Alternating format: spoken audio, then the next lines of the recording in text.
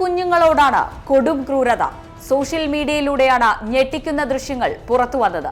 IT കമ്പനിയായ cap ജെമിനിയുടെ Bengaluru ക്യാമ്പസിലെ day care സെന്ററിലാണ് കുഞ്ഞുങ്ങളോട് ഈ ക്രൂരത.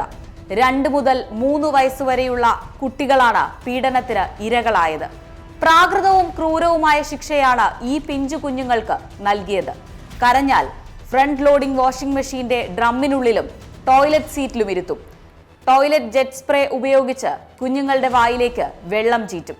ബാത്റൂമിലും പൂട്ടിയിടും. ഇത്തരത്തിലുള്ള കൊടും ക്രൂരതകൾ കുഞ്ഞുങ്ങളുടെ ഡേ കെയറിലാണ് നടന്നതെന്ന് പറഞ്ഞാൽ വിശ്വസിക്കാൻ ബുദ്ധിമുട്ടുണ്ടാകും. പക്ഷേ നമ്മുടെ രാജ്യത്ത് ഇങ്ങനെയും നടക്കുന്നുണ്ട്.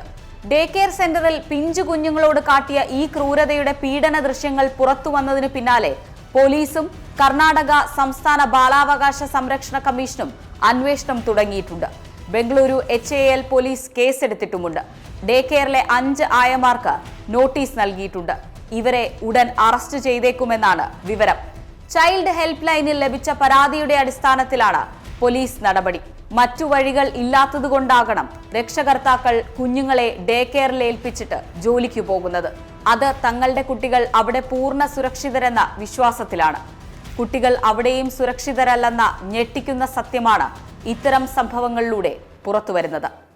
ഏറ്റവും പുതിയ വാർത്തകളും വിശേഷങ്ങളും വിരൽത്തുമ്പിലറിയാൻ Zee മലയാളം ന്യൂസ് എല്ലാ ഡിജിറ്റൽ പ്ലാറ്റ്ഫോമുകളിലും ലഭ്യം.